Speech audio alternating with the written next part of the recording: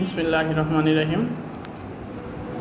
এখন আমরা যে বিষয়টা নিয়ে আলোচনা করব সেটা হলো আইনবান কর্মকর্তা। অনেক সময় টিকা আসে অথবা বড় হিসেবে কোশ্চেন হিসেবেও আসে, এবং আইনবান কর্মকর্তার দায়িত্ব এবং কর্তব্য আলোচনা এটা অনেক সময় আসে, বেশিরভাগ সময় আসে। এটা ডিপার্টমেন্টাল স্কিল পরীক্ষাতেও আসে এবং সিনিয়র স্কিল পরীক্ষাতেও আসে। তো আইনবান কর্মকর্তা কী? আইনবান কর্মকর্তা হলেন সরকারি অফিসে নিযুক্ত এমন একজন ব্যক্তি যিনি ট্রেজারি থেকে টাকা তোলা এবং ব্যয় করার জন্য সরকার থেকে প্রাপ্ত। ঠিক আছে, তাহলে আইনবান কর্মকর্তা হলেন সরকারি অফিসে নিযুক্ত এমন একজন ব্যক্তি যিনি ট্রেজারি থেকে টাকা তোলা এবং ব্যয় করার জন্য সরকার থেকে ক্ষমতাপ্রাপ্ত। তো আইনবান কর্মকর্তার দায়িত্ব এবং কর্তব্য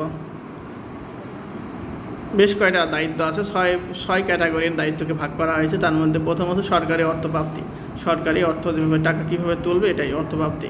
সরকারি অর্থপ্রাপ্তির সাথে সাথে প্রত্যেকটি আইনবান কর্মকর্তা নিম্নলিখিত দায়িত্ব এবং কর্তব্য পালন করবেন। সমস্ত প্রাপ্তি সাথে সাথে ক্যাশ বইয়ে লিপিবদ্ধ করতে হবে। অর্থ পাইলেই ক্যাশ বই লিপিবদ্ধ করতে হবে। কোনো সরকার ঋণ পরিশোধের জন্য বা সরকারি তহবিলে জমা করার জন্য কোনো টাকা প্রাপ্তির সাথে সাথে তার সরকারি অ্যাকাউন্টে জমা করতে হবে।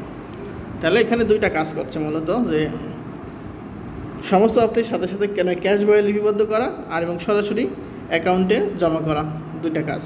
বেতন এবং ভাতা প্রদানের আরেকটা পয়েন্টে যদি আলোচনা করা হয়েছে, বেতন এবং ভাতা প্রদান। এখানে অফিস প্রধান বা অফিস প্রধানের পক্ষে যে কর্মকর্তা কোনো টাকা উত্তোলনের জন্য বিলে স্বাক্ষর করেন, তিনি ব্যক্তিগতভাবে ওই টাকার জন্য দায়ী থাকবেন যতক্ষণ পর্যন্ত ওই টাকা প্রাপকের নিকট বিতরণ না হয়। যদি কোনো সরকারি কর্মচারী চাকরিরত অবস্থায় মৃত্যুবরণ করে, তাহলে মৃত্যু দিন পর্যন্ত বেতন এবং ভাতা তার উত্তরাধিকারকে দেওয়া হবে। ভ্রমণ ভাতা বিল প্রদান প্রদানের ক্ষেত্রে আইনবান কর্মকর্তার কিছু বিষয়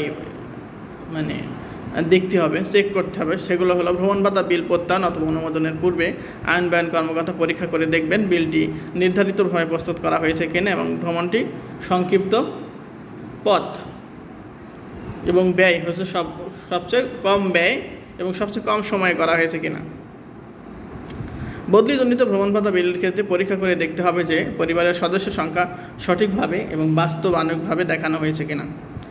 সরবরাহ এবং সেবা বিল প্রদান, এখানে দেখতে হবে যে নিশ্চিত হতে হবে যে এই ব্যয় নির্বাহের জন্য বাজেট বরাদ্দ আছে কিনা। আরও নিশ্চিত হইতে হবে যে এইসব ক্রয়ের ব্যাপারে সরকারি বিধিবিধান অনুসরণ করা হয়েছে কিনা। আর আসবাবপত্র ও মনোহারী দ্রব্যের ক্ষেত্রে প্রাপ্তির অধিকারী কিনা তা নিশ্চিত হতে হবে। এবং 5 নম্বর পয়েন্টে কিছু কাজ আছে এই আলোকে, যেমন ক্যাশ বই এবং অন্যান্য রেজিস্টার রক্ষণাবেক্ষণ করা। তো আইনবান কর্মকর্তাকে যে সকল রেজিস্টার রক্ষণাবেক্ষণ বা সংরক্ষণ করতে হয় সেগুলো হলো ক্যাশ বই, তারপর কর্মচারীদের বেতন এবং অন্যান্য প্রাপ্য বিতরণের স্বীকৃত রেজিস্টার, বরাদ্দ রেজিস্টার আছে, অগ্রিম রেজিস্টার, বিভিন্ন bill register, check register, VAT register, আয়কর রেজিস্টার। 6 নম্বর কাজ যেটা বলছে নগদ অর্থ প্রাপ্তি এবং প্রদান। TR ফর্ম 3 ফরম্যাটে একটি ক্যাশ বই রাখতে হবে।